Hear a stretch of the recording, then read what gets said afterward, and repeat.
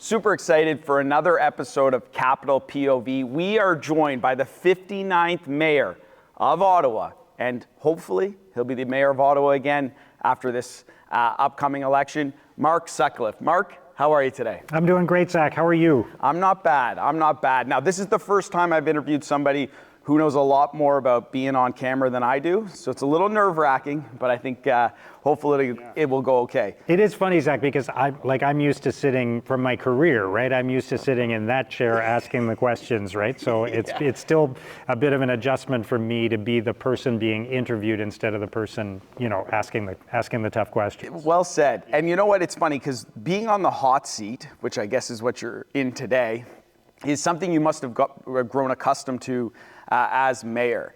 And it was one of the things I wanted to talk to you about because, when you took the job, you probably had an idea of sort of what it would be like. But once you're in that hot seat, how different is it today and your outlook on it than it was when you first were applying or trying to gain the position?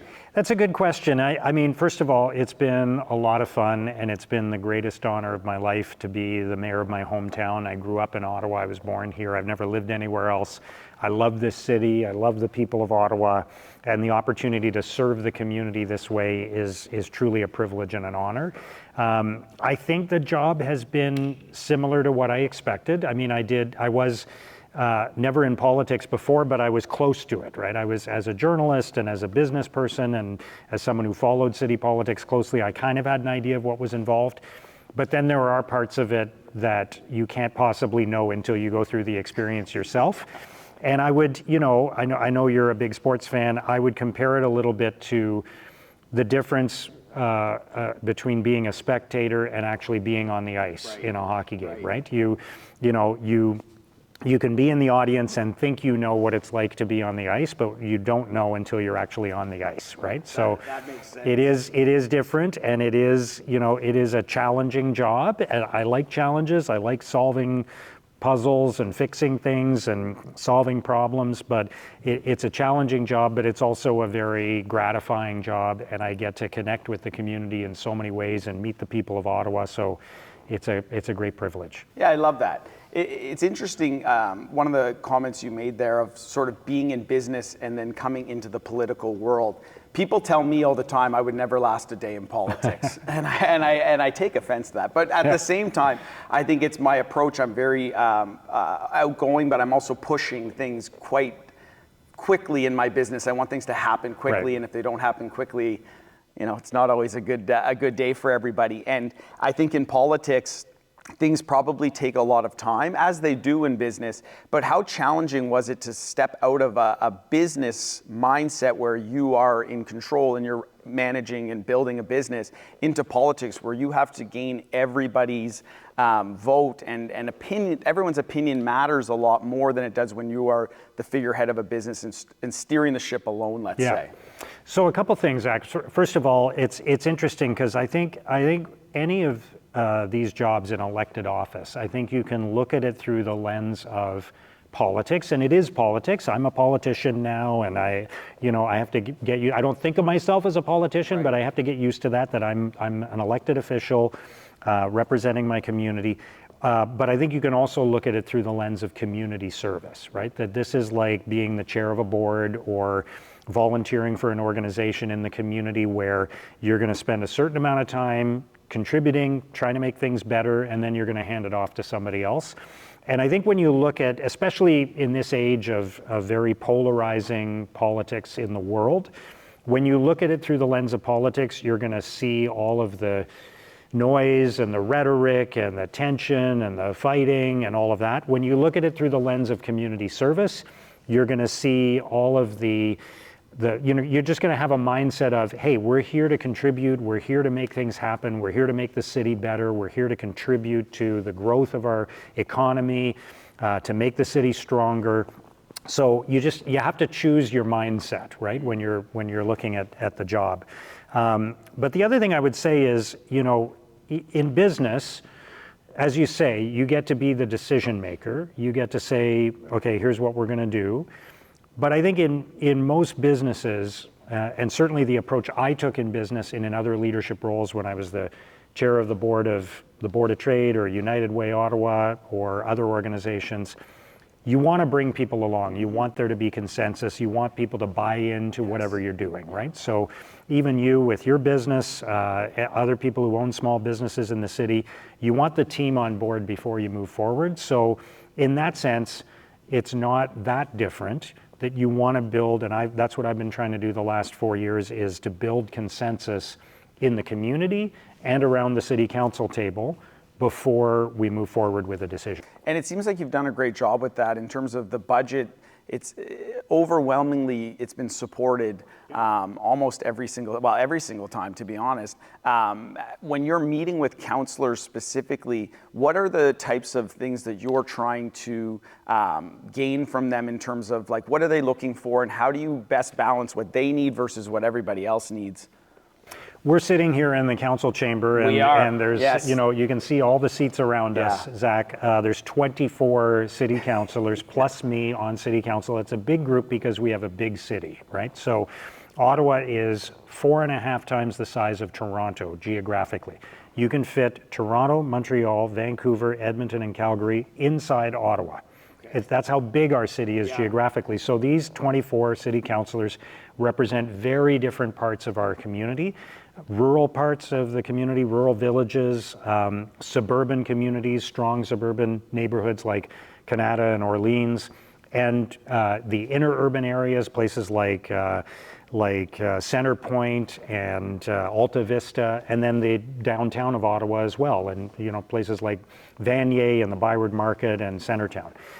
And so when I'm sitting down with councillors, I'm trying to understand what's going on in their community and what are their priorities and how do we balance all of that and make decisions that are to the benefit of every part of the city, that are not pitting one part of the city against another part of the city, that we're making decisions that take into account the unique needs of our rural residents, the unique needs of our suburban residents, the unique needs of people who live in urban neighborhoods like the Glebe or Hintonburg, and the people who live right downtown. So how do we balance all of that? And I rely on those conversations with councillors to get a sense of what's going on in their communities and make sure that we're not doing something that makes a lot of sense in this part of the city, but is going to hurt some people in another part of the city. How do we balance all of that and make sure we're all moving forward together? So your ability to deal with conflict and people, where does that come from? Where does that skill set come from for you? I guess I learned over the years from working as a business owner, from working in the media, from volunteering on boards and with community organizations. It's just always been a priority for me to bring people together.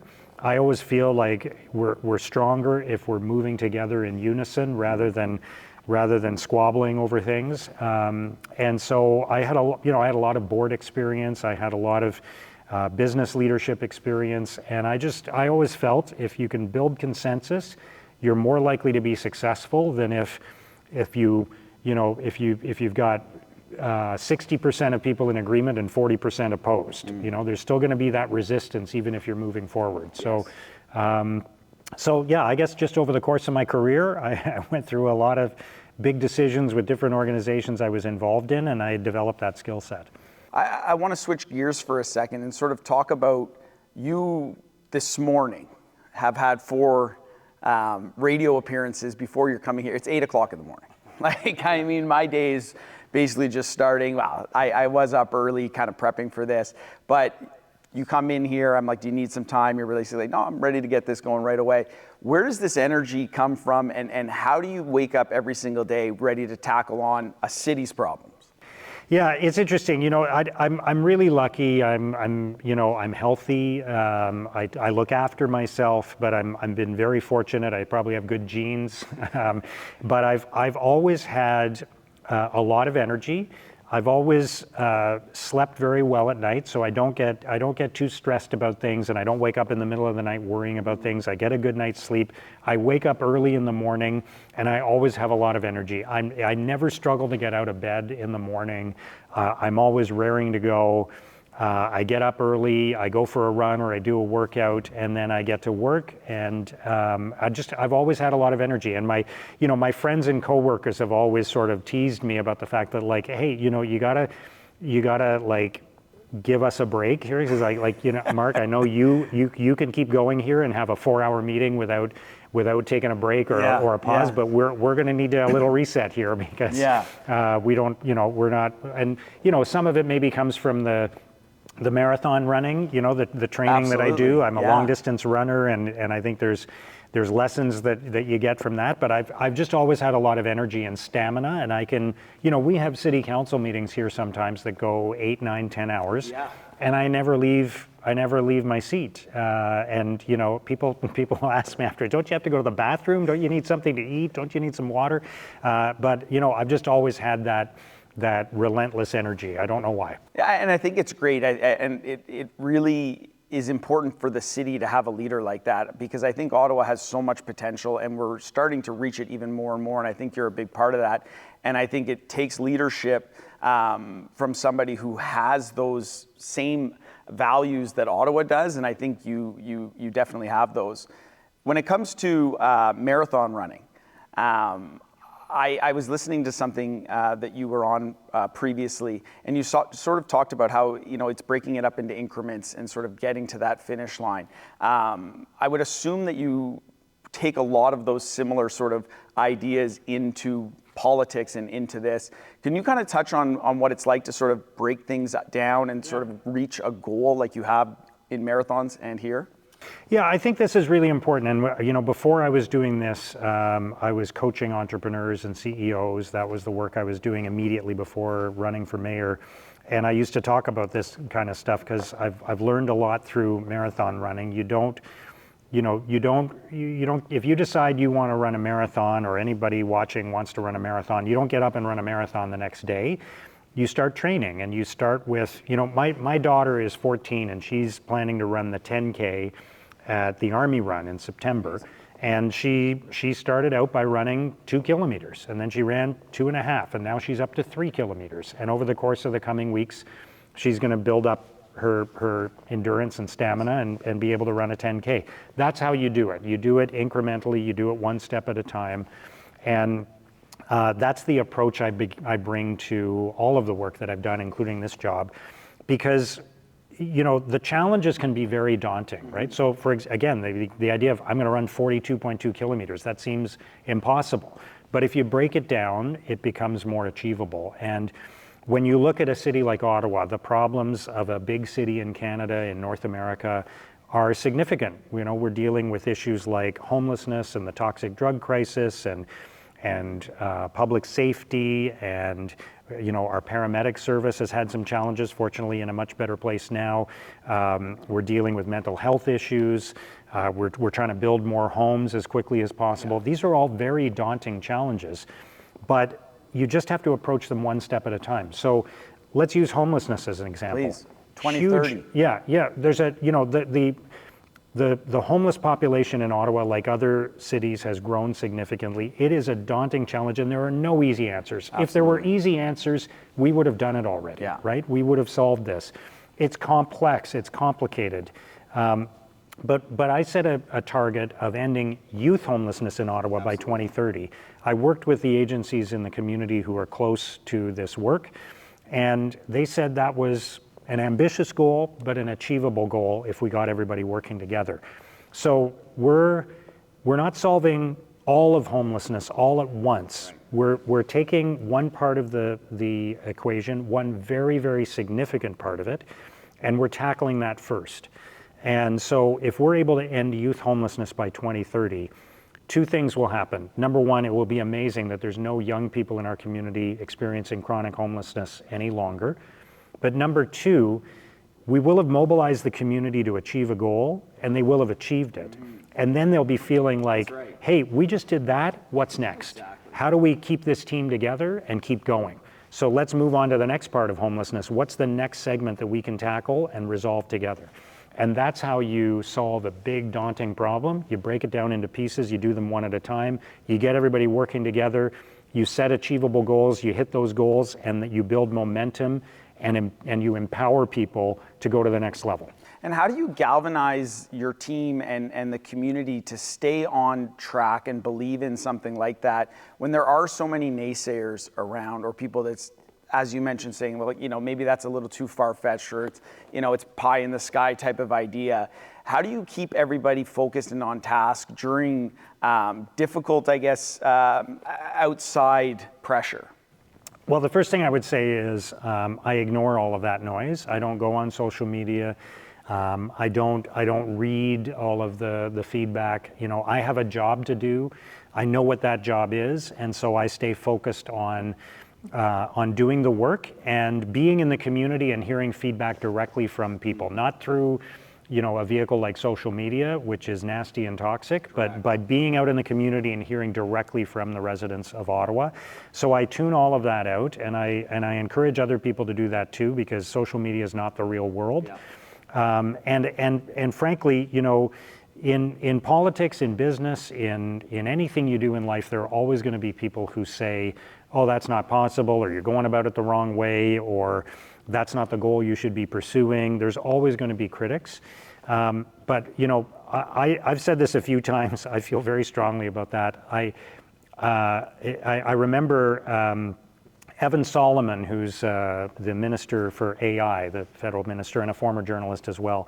He talked about how there's always team no, right? There's always the people who are just saying no to everything. They're not doing anything. They're just saying, no, that's not possible, or no, you're doing it the wrong way, or whatever. You can be on team no. I want to be on team yes. Yeah. And I just want the people who are on team no, look, they can say what they want, but just get out of the way, right? Don't be blocking the people who are on team yes, who are actually out there doing the hard work to accomplish the important goals that we have. Just get out of the way, be a critic if you want to, sit on the sidelines and chirp, but just don't be in the way of the people who are actually doing the work. It's a great point. I pride myself on being solution oriented. I find when somebody says, well, that's not possible, or we can't do that, or even just says, well, this isn't going to work, I'm always someone who says, well, let's find a way to make it work. And you seem to have that characteristic, oozing out of you in a lot of ways. And I think that's super impressive. Do you have a sort of a time where you started to kind of see yourself as unique in that sense, or really started to hone in on, okay, I am someone who's going to find solutions? Like, where does that come from for you? Yeah, it's a good question. You sort of have these, I think we're all a combination of the characteristics we were born with, and then the stuff we learn from colleagues and mentors and teachers and coaches in our lives, right? So, as a dad, I observe my kids, and they're each unique in their own way, and they're all different from each other. And you get what you get with your kids, right? You think you're going to have this huge, I'm going to shape this, it's a blank slate, and I'm going to create this person or whatever. But I mean, they come as a package with a bunch of characteristics. My daughter is very competitive. My daughter is very goal-oriented. My son is a lot more sentimental and warm-hearted and generous. So they each have their own characteristics. So obviously I was born with some of these characteristics, and then I learned some things from other people, but I've always been very goal-oriented, very solution-oriented, relentlessly positive and optimistic. I always see everything as, glass half full. I always I see challenges as opportunities, and I feel very blessed to feel that way, because I'd hate to go through life seeing everything as an obstacle and everything being a downer and being a pessimist. That's a horrible way to live. So I feel very lucky that I have that outlook. It's carried me through my life and through difficult times.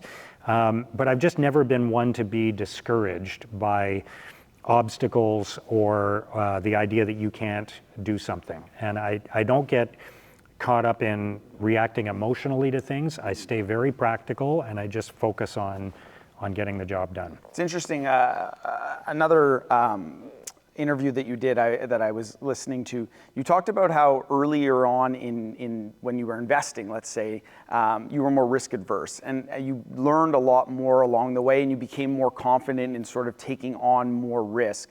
I'm wondering if you could sort of share something similar to that in this job that you have today, where maybe you saw something a certain way when you came in and your perspective has changed over time, because I think that that's another huge quality. I think oftentimes people sort of make a decision and they just refuse to see any other perspective on something.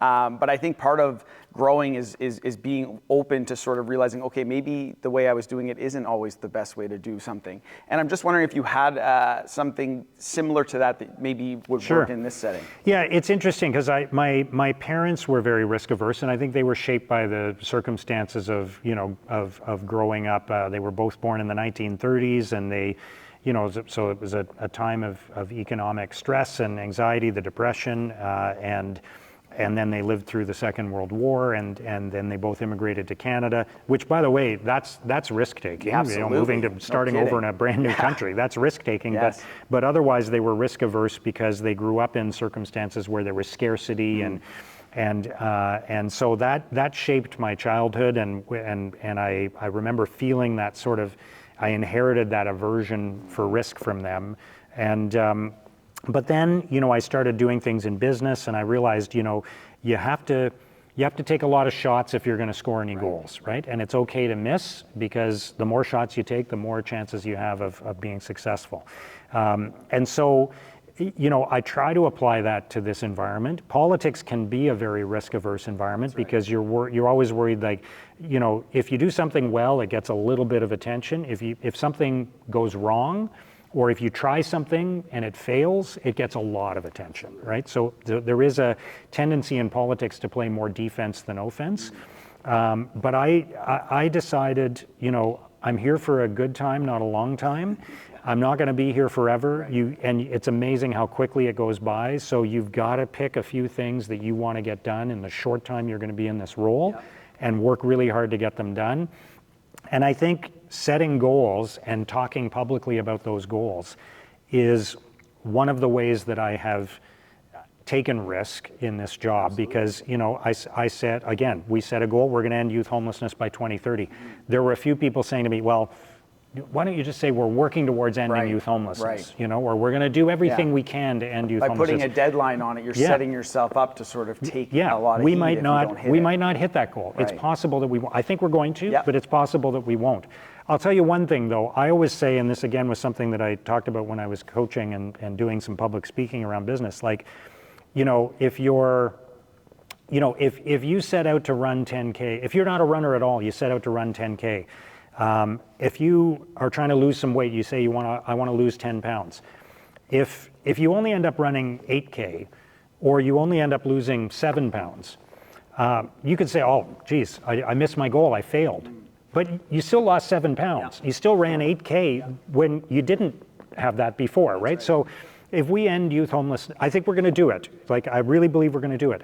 But if we come close to ending youth homelessness by 2030, and we've found homes for hundreds of young people who otherwise wouldn't have them. If we end youth homelessness by 2031 or 2032, if we make a huge amount of progress by 2030, that's still accomplishing something. It's not failing, right? So I'm prepared to take big swings, set big goals, and if we even come close to achieving those goals, we will have accomplished something, even if some people will describe that as a failure. So in other areas, we've talked about, we want to be the most housing-friendly city in Canada. So we went and worked really hard to eliminate a lot of the obstacles to building more homes in our city, shorten approval times, cut fees. We're working with the federal and provincial governments on cutting our development charges in half. All of these kinds of things. If you don't set big, ambitious goals, you won't do ambitious things to hit those goals. So I'm prepared to stick my neck out a little bit and set some ambitious goals, and then work really hard to achieve them. Yeah, when I was doing some research on sort of, what seems to be most important to people in Ottawa as the election comes up, housing and affordability are the main topics. I'm in the real estate industry, and so I have a pulse on that space pretty well. But I know that you've worked with Mr. Carney on affordable housing and wanting to push for more housing to be available and affordable housing to be available. How do you balance the needs of entrepreneurs that are building homes with the needs of an end user who obviously just wants to have a roof over their head? Yeah. Housing is a really challenging file, obviously, and you know, as you know from being in the business, we all want houses to be more affordable, but we all want the value of our own home, if we already own a home, to keep going up. So those two things are a little bit in conflict with each other, right? So you've got millions of Canadians who already own a home and are counting on the value of that home to be part of how they're going to fund their retirement. They don't want the price of their house to go down, the value of their house to go down in the coming years, but they also don't want their kids and grandkids not to be able to afford to buy a home. That's right. And there's some tension around those two objectives, right? So we're working with the federal government and the provincial government to make it cheaper and easier to build homes, especially affordable homes in Ottawa. And there's another example. When Mark Carney created Build Canada Homes, this new agency, I said right away, I want to be the first city. I said, I want to be the first city to sign a deal with Build Canada Homes. And we were. We had this great event 6 months ago with the Prime Minister. Yes. I wasn't invited, by the way. I should have been. We'll work on that for next time. We'll make sure you are next time. Thank you. But we had this great event with the Prime Minister, and we signed a deal together. And now it's moving forward. We're going to build more than 3,000 homes together in Ottawa on federal land. More than half of those homes will be affordable homes. And the funding is coming from both levels of government to achieve that. So again, another example of being bold and setting a goal and making sure we're going after it. For those that maybe aren't aware, what does affordable housing mean exactly? That's a great question, because it means different things depending on who you're asking. So different organizations have different definitions of affordable housing, but it basically means a certain percentage of market rent. So the City of Ottawa has a definition, and it's based on what the average rent that's being paid in the market is, and a certain percentage of that being considered affordable. I think we actually need a new definition of affordability, because that's based on rent that's being charged. It's not based on what people can actually afford. Right. It should be based on what people's incomes are. Right. And especially when it comes to renting, you know, people are spending an increasing amount of their income on housing, and that's not sustainable. I know, you know, it's a long time ago now, but the last time, you know, I rented an apartment before I bought my first home, I guess that was probably, 25, 30 years ago. I remember I was paying something like $800 a month for a 2-bedroom apartment. Well, now a 2-bedroom apartment is, you know, anywhere from $2,500 to $3,500 a month, depending on where you are, right? So it's a big percentage of people's incomes, and that's not sustainable. So I think we actually do need a new definition of what affordable housing is. Yeah, I agree with you there, and I know I'm the one doing the questions here, but I would like to provide an opinion on that as well. I think the pendulum swings oftentimes, and it can swing too far one way or too far the other. And I think the pendulum has sort of swung to where affordable housing means we'll put 400 square foot bachelor apartments in these 12-unit buildings. That's not what the city needs when we talk about affordable housing. What affordable housing means is affordable homes for people that are trying to build a family, that maybe have had their first kid and they need to get into a home that's a 3-bedroom, 4-bedroom house. And there aren't enough of those, right? There aren't enough 2-bedroom and 3-bedroom apartments. Those aren't the affordable homes. And so that sort of stepping stone mentality of I'm going to buy a home that's a starter home and then I'm going to work my way up, that I think has gotten lost in sort of what affordable means, because of, not what affordable means, but what the affordable housing actually supports, rather than what I think is the needs of a lot of the people here in the community. But it's hard, right? I mean, it's hard. To appease everyone is impossible. But when it comes to something like that, I think that's my personal opinion on that. And I just know from the people I deal with every single day, everyone says, oh, it must be your sort of immediate circle that buys real estate from you. And I say it's actually typically not, because my immediate circle is sort of stuck in the place that they have, and they aren't in a position to sort of move up.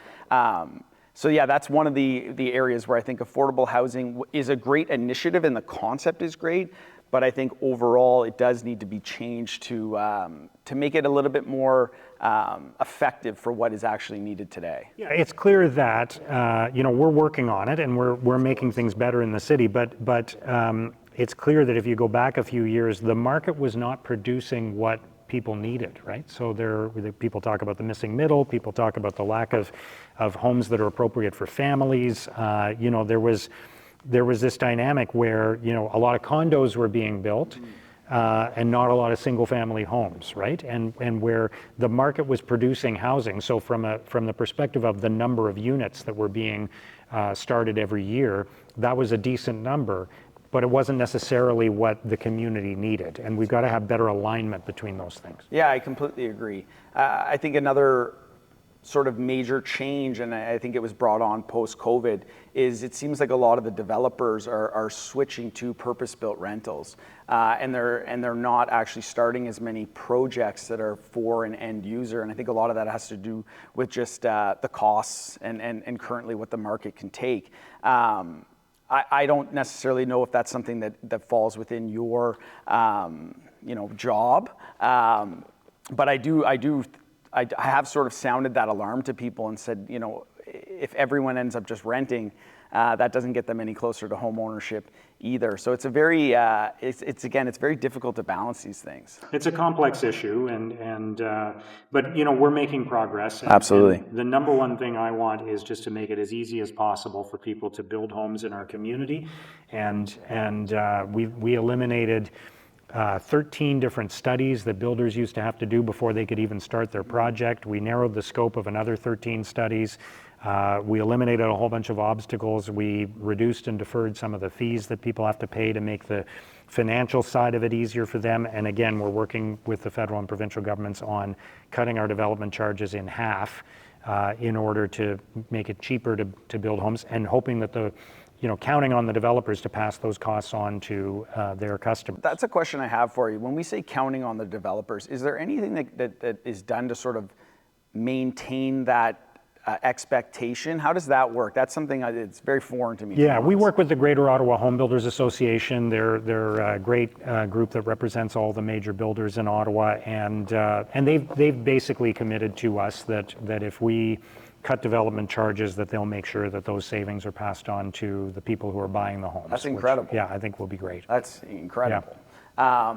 Another huge initiative that you've taken on, and I was a huge supporter of, was Lansdowne 2.0. Mm-hmm. I'm sure that makes you twitch a little bit when you hear it, because I'm kidding. It's going to be a great project. It is going to be a great project. You were a big supporter, and I appreciate that. You came and spoke at our committee meeting, which was great. Yeah, thank you for doing that. Well, I thought it was very important because we touched on social media earlier. It's I would say the vocal minority that very much was anti, in my opinion, Lansdowne 2.0. And when I raised sort of the concerns amongst my friend group and the people I know, everyone was like, well, I don't understand. Why wouldn't we invest in Lansdowne? That's where we go most often. That's where we enjoy most of our weekends and time. Even, the ones with no kids like myself and the ones with kids, they still go to Lansdowne all the time. And it's a massive hub. To me, it's become the center of Ottawa in a lot of ways, and we should be very proud of that.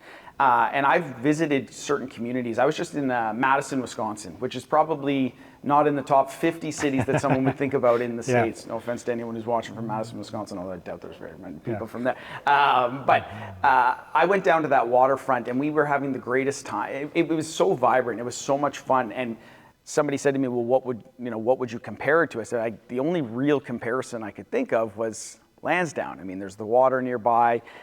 That to me was a very important decision for you to sort of say, no, I believe that this is important, and regardless of what I think the vocal minority thought, I'm going to push forward on this. How difficult was that decision for you, and how difficult a process was that in general? Yeah, the process was challenging. The decision was not difficult. I believe in that project, and I believe and I know that it is, despite what some of the critics say. And look, I respect when people have a different point of view, and I understand that not everybody thought it was the best way forward. But when I look at all the facts, it's clear that this is an asset that belongs to the people of Ottawa. And that the cost of doing nothing was much, much higher than the cost of investing.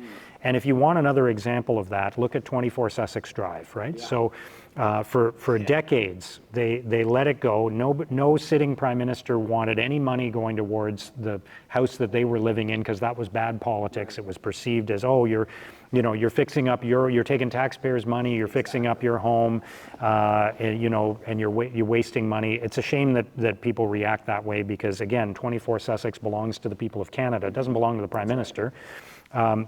And we didn't invest in that asset. We let it dwindle, we let it crumble. There were, electricity was faltering, the walls were crumbling, there were rats living there. And then now, it's going to cost way more to build a new 24 Sussex Drive than it would have cost to maintain the existing one, right? So that's the situation we faced with Lansdowne. There was no path forward that cost zero.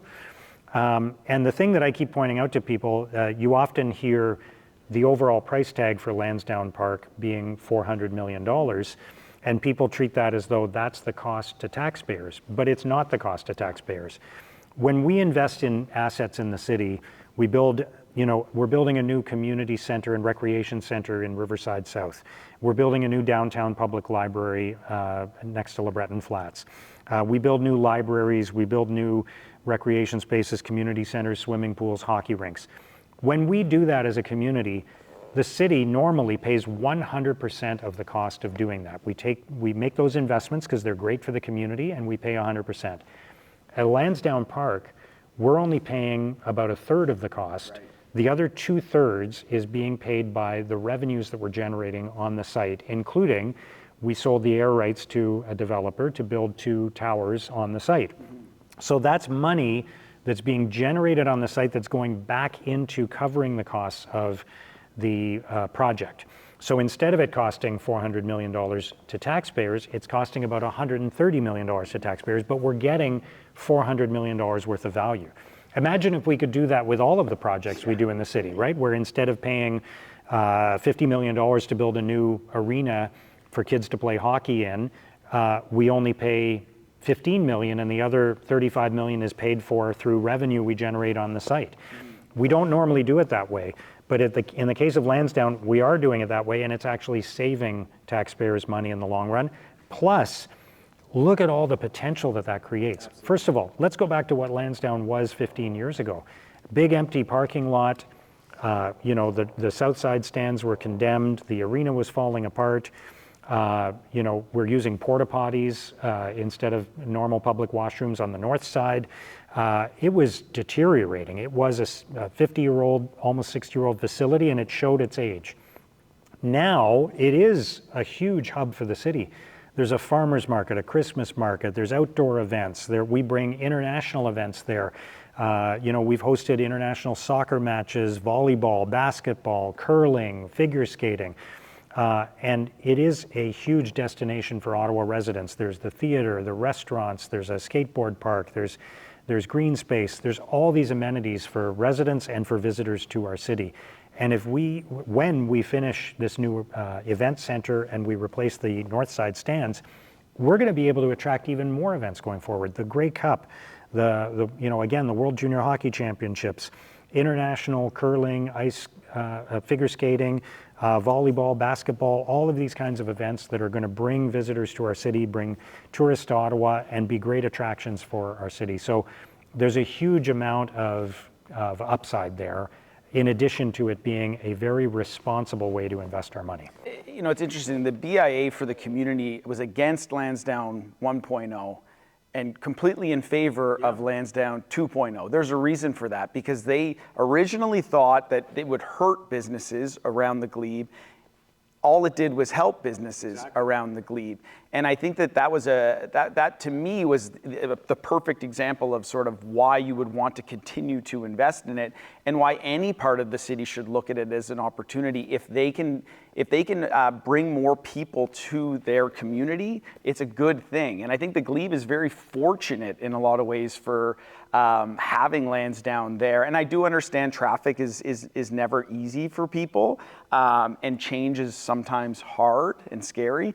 But I think overall, the more we invest in our city, the better. And we are fortunate. Like, everyone gets to enjoy Lansdowne, whether you have kids or don't have kids.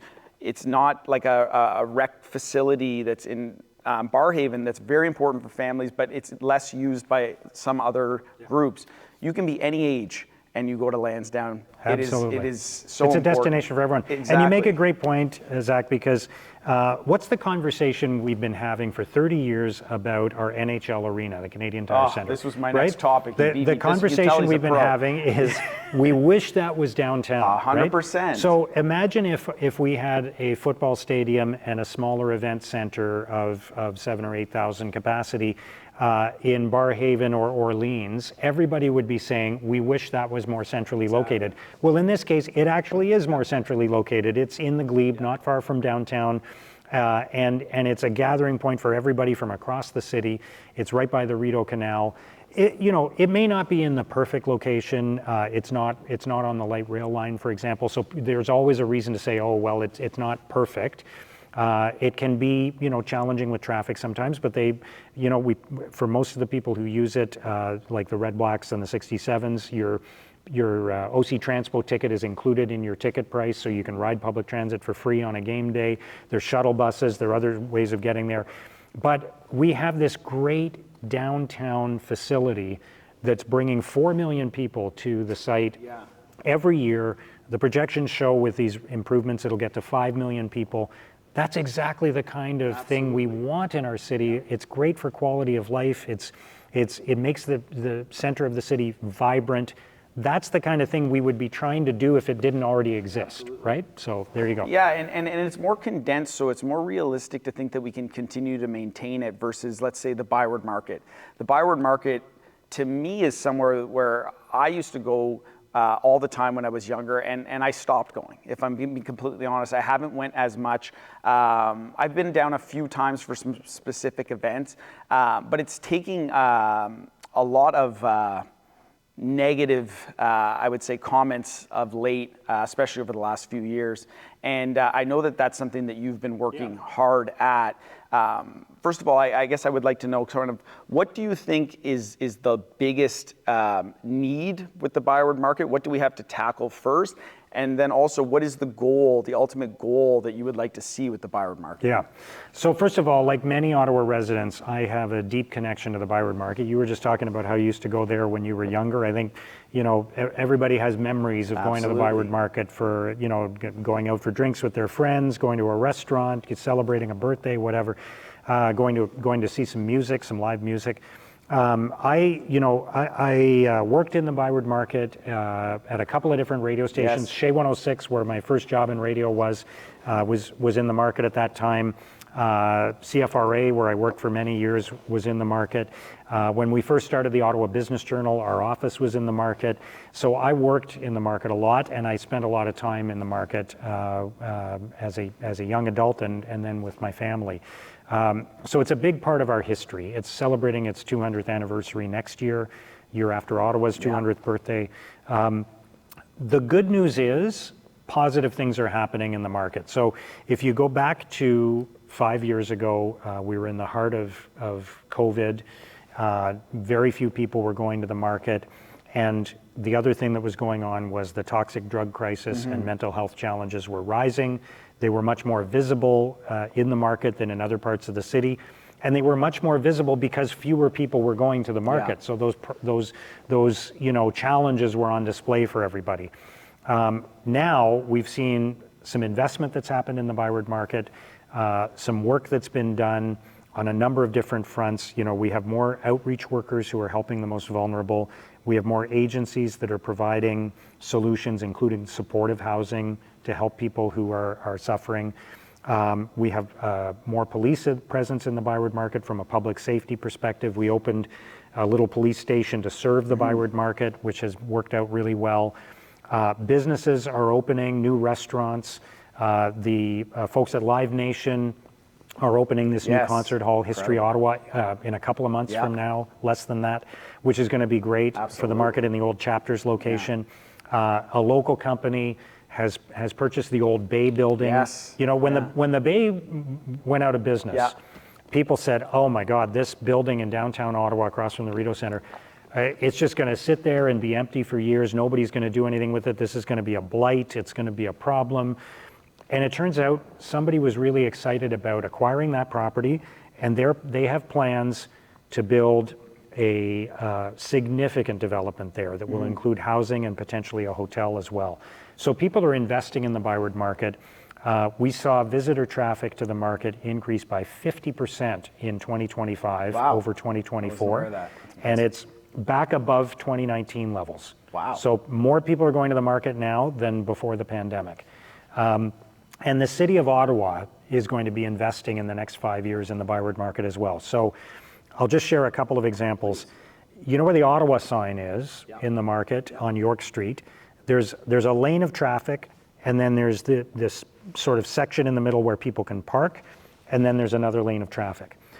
When we have to replace the infrastructure under the road there, as often happens throughout the city, and it gives you an opportunity when you're going to replace the road afterwards to do it differently. So we're actually going to put the two lanes of traffic together. We're going to move the parking elsewhere, and that's going to create a big plaza that we're going to have there where we can host events and have live music and do all kinds of things. We also own two properties. The people of Ottawa own two properties in the ByWard Market, the ByWard Market building and the parking garage at 70 Clarence. Those are properties that we can renovate, refurbish, and in the case of the ByWard Market parking garage on Clarence, we can move the parking underground and put a destination of some kind there, an arts and culture space, a meeting space, whatever. So there's some investment that's coming from the city as well. So I think really, really good days are ahead for the ByWard Market. We're seeing growth in interest in visitor traffic. We're seeing new businesses, new restaurants, new hotels, new concert venue. All these things that are going to bring traffic to the market.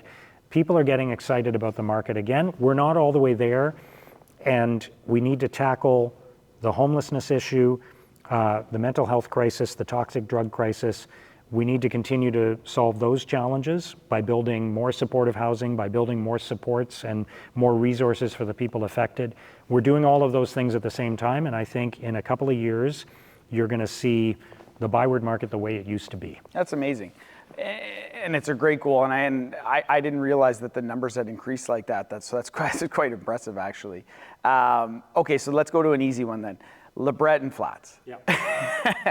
I'm a big hockey guy. I support the Sens. Some people call me the General because I did wear the gear one year. I really do want to see the Sens thrive in Ottawa, and I don't think people really understand how difficult it is to keep a team like that in Ottawa with the salary cap is continuing to go up, the money that's going to have to be spent.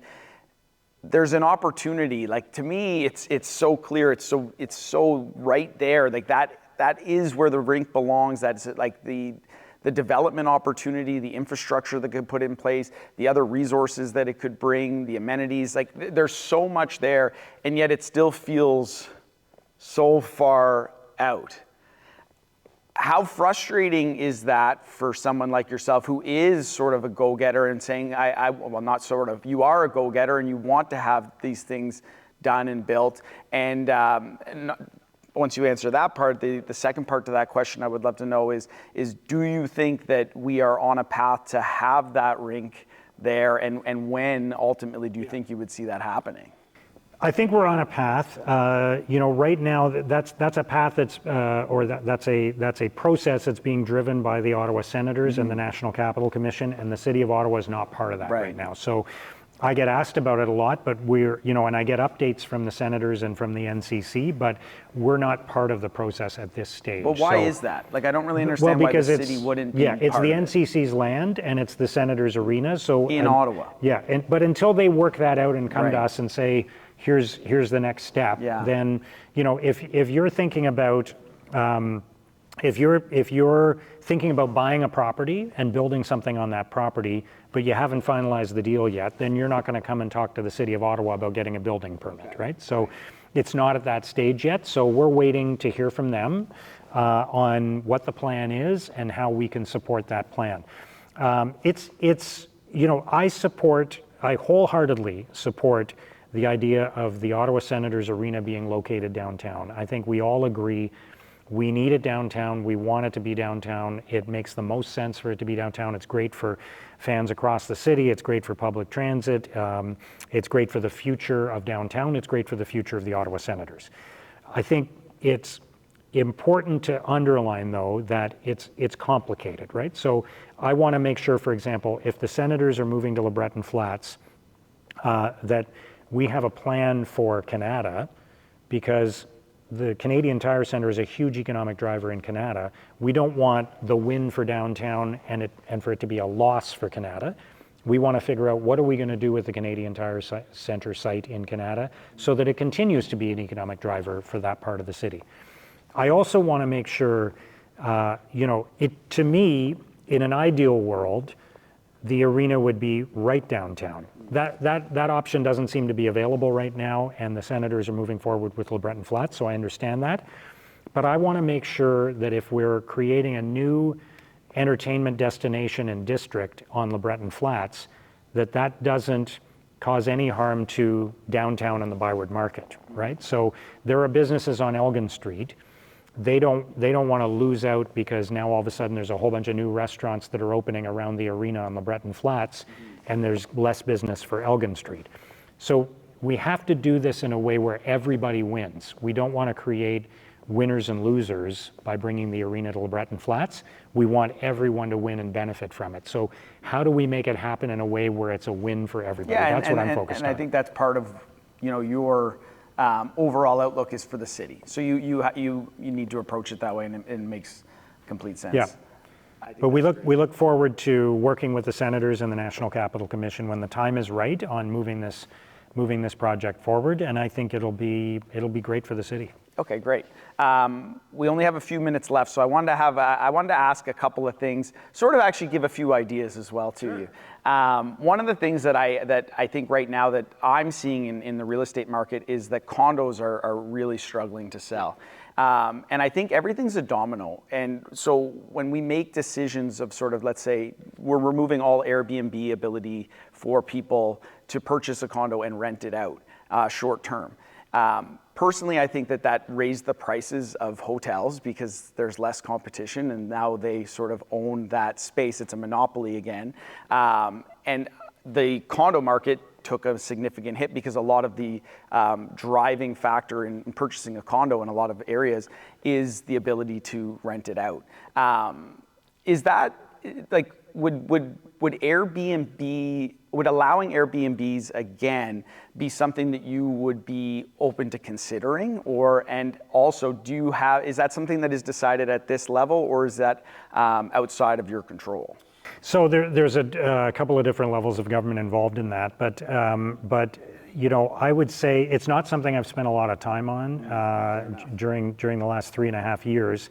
Again, it's a complex situation because, to give you an example, all the hotels in Ottawa charge a destination fee on top of their room rate.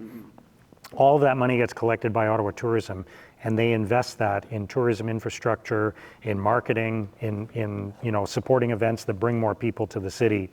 Airbnbs don't charge that fee, right? So if we started to have, this is just one example of kind of the unintended consequences of allowing more Airbnbs.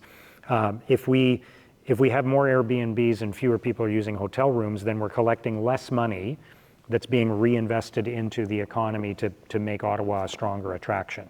So we'd have to figure that out.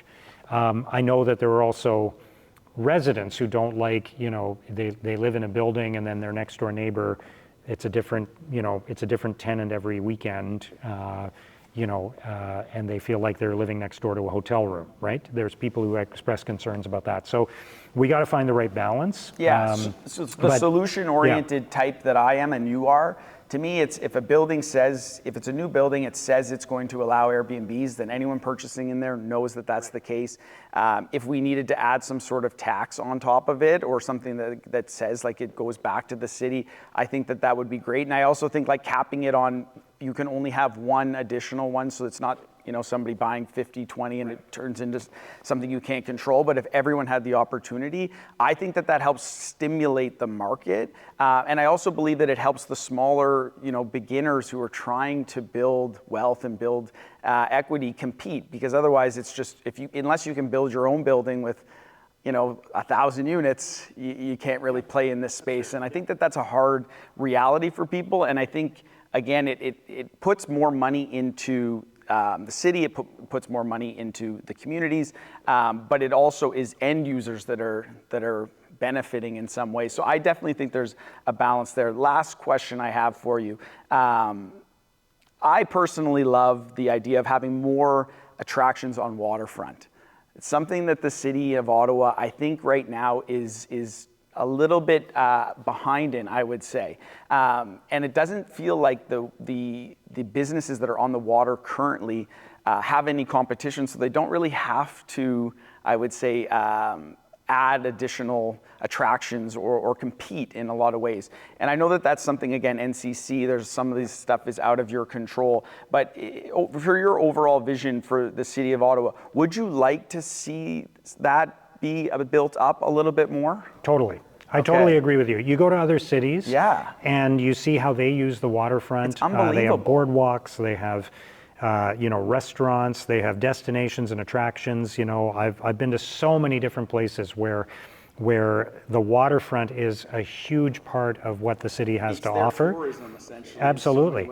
And here in Ottawa, we have a bit of a mentality of protecting the waterfront, which I understand, but I think you can do both. Unfortunately, in Ottawa, we're right by the Ottawa River and the Rideau Canal, and yet there isn't if you're riding your bike, you're going for a run, you're going for a walk, then you can use those pathways along the canal and the Ottawa River, as I do many, many times. But if you're visiting the city and you're not going to run or ride a bike, there isn't a reason to go there, right? So you you can be in downtown Ottawa, you can be 200 meters from the water, and you don't have a reason to go there. And I think there's a huge opportunity to do much more with the waterfront in our city. I would say 99% of it is beyond my control because it's all federally owned property along the waterfront, and their mentality is to do as little as possible next to the waterfront, and I don't agree with that. So they've added a few things. The NCC's done some nice little projects, like having these little pop-up restaurants along the canal and the river. That's not a bad thing, but you go to other places. I mean, it's just not accessible enough in Ottawa right now. I think we need to do more with that for sure. Okay, so I don't want to end it on that note. So I'm gonna offer up one more opportunity for you to sort of share a little bit more about you, and we'll finish there. The last thing I wanted to talk about, you did a TED Talk. And you're a marathon runner. It's not something we talked about as much as I would have liked, but we started getting into it, and it was a good conversation. And you compared marathon running in your TED Talk, and I wanted to ask about the city of Ottawa. If you were looking at it from a marathon perspective right now, how would you relay to them where we're at in that race and where you're trying to get to? Yeah, I guess I would say if you think of where we were a few years ago, I think that's where what a marathon runner would describe as hitting the wall, right? So when you run a marathon, there's a point in the race. It's usually around 20 miles. Marathon's 26 miles, 42K, so around 20 miles or 32K. You get to this point where you've been running a long time, but there's still a long way to go, right? You still have another 10K to go. You're getting tired. You're physically depleted, because that's the point at which you're starting to know you can't have enough energy in your system to go further than that. You start drawing on your reserves and your willpower and all of those things. I think that's where we were 4 years ago. We had hit the wall in Ottawa, and a lot of people, and this is one of the reasons why I ran for mayor, we were worried about the direction the city was going in. Where are we today? We're not at the finish line, but I think we are past that point where it's feeling like at a low, right, where it feels like, oh my God, I'm so tired and I still have so far to run. I think we're now somewhere between the wall and the finish line, probably about halfway. And I feel like a lot of positive things are happening. We can start to see the finish line. We can start to see that the goals we have for this city are achievable and realistic, where a few years ago they looked unachievable. So we're making progress as a community, and we're going in a positive direction, and there's more hope and optimism about the future of our city. I know there's also a lot of anxiety right now just about the cost of living and about, traffic and getting around the city, and just there's a lot of overall anxiety about what's happening in the world, right? People are feeling tension about conflict in the world, about our relationship with the United States, about the economy. But I think here in Ottawa, we have a great thing going. We have great quality of life in our city. We had a bunch of challenges 4 years ago. We're still grappling with some of them, but we're making progress. And if we keep going, the finish line will be in sight. Yeah, I think there's something called a runner's high, and I think you're leading us towards it. So I appreciate the time today, and hopefully the people who were listening or watching are able to get a better idea of who you are, and also how much you've helped the city of Ottawa move forward. So thank you. Thank you, Zach. This has been a great conversation, and thank you for everything you're doing for our city as well. I try. Thank you very much.